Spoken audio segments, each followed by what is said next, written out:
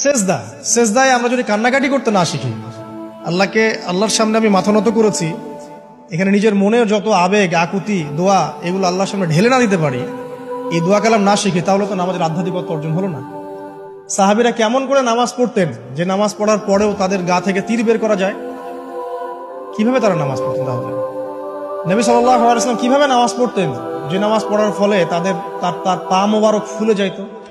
এক রাকাতে তিনি 4 পারা কোরআন তেলাওয়াত করতে পারলেন কিভাবে? তো তাদের নামাজ আর আমাদের নামাজ, আল্লাহ রাব্বুল আলামিন তার রাসূলের মাধ্যমে একটা হাদিসে জানিয়েছেন যে এমনও অনেক নামাজি আছে, নাউযুবিল্লাহ, আল্লাহ পাক আমাদেরকে তাদের অন্তর্ভুক্ত না করুন, যে নামাজ পড়ার পরে আল্লাহ রাব্বুল আলামিন এই নামাজটাকে ওই নামাজের মুখের উপর নিক্ষেপ করে দেয়, তোমার নামাজের আমার কোনো দরকার নেই।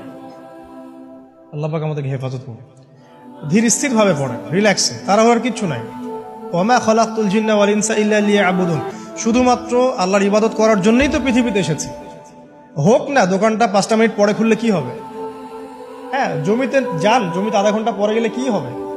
যে আল্লাহ পাক আপনাকে বাঁচিয়ে রাখতে পারেন, সে আল্লাহ পাক আল্লাহর পথে সময় দিলে আপনাকে অফুরন্ত রিজিকও তো দিতে পারেন না? আপনি আল্লাহর হয়ে যান, বাকি সব আল্লাহ আপনার দায়িত্ব নিয়ে নিবেন। ইনশাআল্লাহ আপনি নিজে আল্লাহর হয়ে যান, আপনার সবকিছু দায়িত্ব কে নিয়ে নিবে? আল্লাহ নিয়ে নিবে। আল্লাহ পাক আমাদেরকে ধীর স্থির ভাবে আধ্যাত্মিকত্ব অর্জন করে নামাজ পড়ার তৌফিক দান করুন।